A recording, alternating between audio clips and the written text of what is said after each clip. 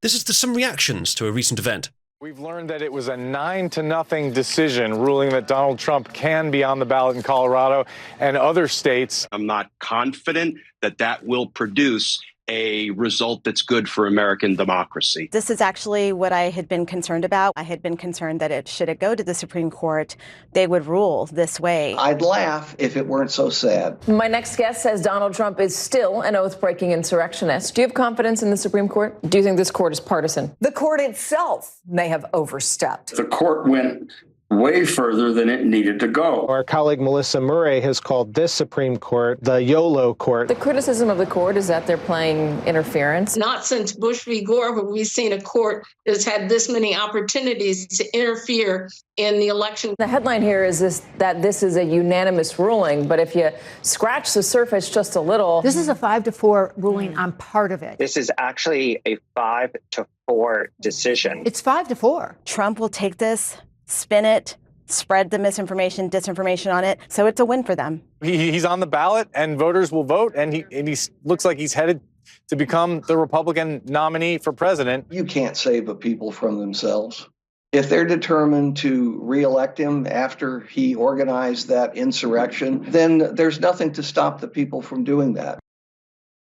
Nothing legitimate. No. Thank you for that string of coping and seething. The story here, which we'll go into in greater detail later, is that the Supreme Court in the US has found that Trump may not be removed from the state ballots for reasons of quote-unquote insurrection. We had been talking about this quite a lot recently because it didn't seem right. It turns out it's not. Now, the reason they found this is because it's not a state matter, it's a federal matter, which is concerning because it might mean then that Biden just does it, and that they can't defend against that. The real reason that should have been rejected is because what he did was not even close to insurrection. But hey, it's still a win. Now, I have mentioned, chat, always be suspicious of unanimous decisions. And this is no exception, even though we agree. So this is actually some good news, chat. US Supreme Court rules Trump can remain on presidential ballot. The US Supreme Court has struck down efforts by individual states to bar Donald Trump from running as a presidential candidate for November's election. Justices unanimously overruled Colorado's decision to disqualify Trump from the Republican primary ballot. Judges in the state had cited an anti-insurrection clause in the US Constitution to ban Trump. Similar attempts have been made in Illinois and Maine. Section 3 of the 14th Amendment bans anyone who has engaged in insurrection or rebellion from office. Trump said the ruling was a big win for America and that the decision would go a long way towards bringing our country together. The Colorado ruling pointed to Trump's actions around the 6th January attack on the Capitol by his supporters. The BBC is not being entirely accurate there, but they're not being any less accurate than the rest of the press. But in their decision announced on Monday morning, justices ruled that only Congress has the power to enforce the provision, not states. Republican voters in Colorado and more than a dozen other states will go to the polls on Tuesday to pick the party's presidential nominee. Now, I think Tuesday is what's known as Super Tuesday, when lots of different states vote at the same time. And it's obvious that Trump is going to win a lot of that. And this was an argument that I saw as to why Nikki Haley was still in the race. That they reckoned that they might be able to get Nikki Haley to win some of these primary states, maybe enough to question the election of Trump as the nominee, the candidate. If they could get these 14th Amendment invalidations to go through in enough states. Now, it wasn't ever going to be enough, I don't think, but I think that was maybe one of their aspirations to keep Nikki Haley in. Now, I think what Nikki has said is that if she loses any, significantly on Super Tuesday, then she won't stay in. So we might be rid of her soon. But the most likely theory I heard for why Nikki is staying in, which is definitely related to this story, is that it's draining Trump's campaign funds because he has to campaign in each of these states. Now, tell me, chat, do you think he would anyway? I think he would anyway, because he's been doing one rally that I've seen. Maybe there's been others, but one rally that I've seen per state before the big day. Isn't that what he'd do anyway? Maybe. He can go anywhere. Why not go to the state that's about to vote? I want to start by thanking the Supreme Court for its unanimous decision today. It was a very important decision. We're very well crafted, and I think it will go a long way toward bringing our country together, which our country needs. And they worked long, they worked hard, and frankly, they worked very quickly on something that will be spoken about 100 years from now and 200 years from now. Extremely important. Essentially, you cannot. Might be a bit of an exaggeration. Your presidency will be spoken of for decades, if not centuries. This specific event, perhaps not. But it'll be in the history books at some point. It'll be in the history books for early 21st century American political history. Yes. Take somebody out of a race because an opponent would like to have it that way. And it has nothing to do with the fact that it's the leading candidate, whether it was the leading candidate or a candidate that was well down on the totem pole. You cannot take somebody out of a race. The voters can take a person out of the race very quickly, but a court shouldn't be doing that, and the Supreme Court saw that very well, and I really do believe that will be a unifying factor. Okay, that was not the entire speech. It cut that off annoyingly, but he then went on to talk about, actually I saw it earlier, he then went on to talk about how the Supreme Court should next deal with the fact that, what was the other thing? Presidential immunity. The idea that a president is not immune from criminal conviction is dangerous in Trump's opinion, and I can see where he's coming from, because a state could just convict them of a crime while they're in office or after they leave office if a state doesn't like a decision that they've made. And the president needs to be able to act without fear of that retributive response if what they're doing is right. And I understand that perspective, and I think I agree, but there are court cases that Trump is being challenged on which hinge on that. The Supreme Court should, I think, find that the president does have immunity, but there may be exceptions. I think if you think that they've committed a crime bad enough and you impeach them, then perhaps they could be up for further action, but not sure. I'm not sure, Matthias, what the cope was the left were using to assert that it was essentially a 5-4 ruling. I think what they said is that part of it is a 5-4 ruling. That, and probably what that was is that 5 of the justices said that he had committed insurrection and 4 said that he hadn't, or the other way around, more likely. 5 Republicans, 4 Democrats. That's probably what that was, just at a guess. I'll maybe look that up in a minute, but do we care that much about the flavor of the week of Democrat cope? I'm not sure, because that does sound like cope. But the ruling, as I said earlier, the ruling was essentially that it's not the state's place to make that assessment. And I think it is a federal matter and it is a democratic matter. So in that case, yeah, states' rights are not the priority. The people's right to vote is the priority. And the only, frankly, I don't think the federal government should be excluding anyone from that right either. But if it's anyone, then Congress is an okay place to put it.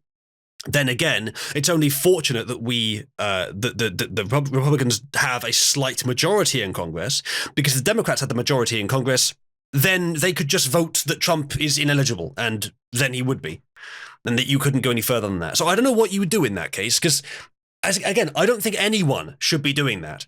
I don't think anyone should be disqualifying anyone. Frankly, I don't think there should be any disqualifying factors at all, except, of course, for the 3 very basic ones that have been mentioned before, that they are 35 or older, born in the US. Even that one, I think, is a little questionable, but let's stick with it for now. And the 14-year thing, living in the US for 14 years. I'd maybe add no dual citizenship, but I'd add that for any political representative, actually, but never mind that. The cope on the 5-4 ruling, says Nicholas Van Neel, was alleged metadata implying the lefty justices changed their vote. Interesting. Well, even if that's true, even if it was a 5-4, that I believe is still 5 Republicans, 4 Democrats, which is actually what I would have expected the vote to be here. That's what I would have expected. Now, speaking of that, let's talk about the unanimity thing, because this vote was a 9-0 vote, where 9 justices voted in Trump's favor, 0 voted against him. Now, I have often said, I've said every time it's brought up, always be suspicious of unanimous votes. And I maintain that here. At first I was thinking, yeah, be suspicious, but it's the right decision, so don't be too suspicious. But at the same time, no, maybe there is a major point for suspicion here. Not that the vote was wrong, but that their vote was done for the wrong reasons. Like 5-4 is what I would have expected here, or something similar to 5-4. I was not expecting the liberal justices, the leftist justices, to find in Trump's favor at all. Even if it's right, I was expecting them to do what was wrong in favor of their interests.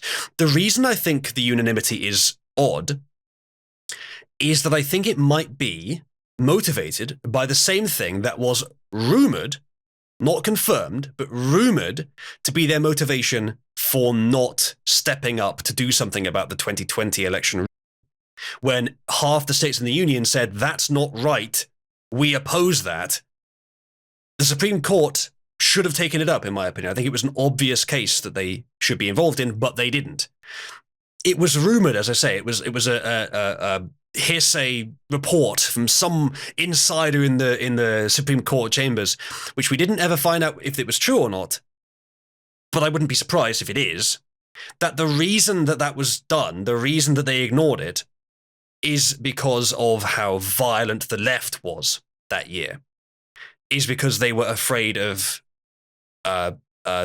changing course, of doing something that would make the people disappointed, of doing something that would cause unrest. Now, that is not their job. That's not what they're supposed to do. They're not supposed to consider that at all. But that does line up slightly with some other things I've seen the court do. That they would just side with the status quo to keep things safe, even if it's wrong. Not what they're supposed to be doing at all. But perhaps in this case, what's indicated there is that they're more afraid of MAGA than they are of Antifa or of Black Lives Matter or of Hamas protesters or any of that shit. That the court now recognizes that MAGA is the voice of the nation, even when it actually should have been considered that in 2020 and under 2022 as well. They didn't think so then because of the riots. But now they do. That's a possibility, and I've considered that as the that's why you should be suspicious of unanimous votes, because the motivation for doing this might have been wrong. But in that wrong motivation, it might be the case that there is a positive to be extracted. Scrump perhaps being a little cynical there, saying he's being cycled in. I don't think there's any grand plan by the establishment to put Trump in. I think that's a bit far-fetched. We'll see what he does when he's in. If when he's in he does nothing or very little, doesn't help at all, which is not like what he did last time, then we'll consider that opinion as potentially viable. But until then, I think that's a little too cynical if that's what Scrump actually said. It feels as even diversity hire isn't dumb enough to open the door to Biden being indicted in every Texas jurisdiction for dereliction of duty. Should probably do that anyway. That's a good point, though, about the presidential immunity thing. If that's taken off the table, then yeah, Texas can just sue him or find him to be a felon. Biden called for Justice Ginsburg to retire after today's landmark 9-0 decision to keep former President Trump on state ballots. NIKKI says sometimes it's just smart to cede some ground if by taking it you would have an unstable victory. The vote doesn't have to mean that there's a major power shift in the institutions. It doesn't have to, no. My suspicion there is not absolute, of course, but it is a distinct possibility, I think. Either way, this is the right decision. I don't have much more to add to it, I don't think. This guy responding saying, states' rights, wait, no, not those either, or that one. And as I said earlier, states' rights are very important for matters that should be delegated to the states. A federal election is for two big reasons not one of those rights. Not one of those matters. It should be delegated to the people and maybe the federal government, but even the latter I would disagree with. If Biden wishes to run, Biden should be allowed to run. As long as he's over 35, which he is, and matches the other two basic requirements. If Trump wants to run, he should be able to as well. If anyone else who matches the requirements wants to run, they should be able to. And I'm absolutely fine with that, no matter what they are. Because they won't win if they shouldn't be the president. And if they win, then that's the choice of the people, as long as the election wasn't rigged, which is something that only the Democrats do. Oda says that is something specifically stated in the Constitution as a federal power. This is a rare instance in which saying the feds have the power to do something is correct. Yeah, I'm not sure that they should have the power to ineligibilize anyone. But if anyone does, it's the federal government, not the states.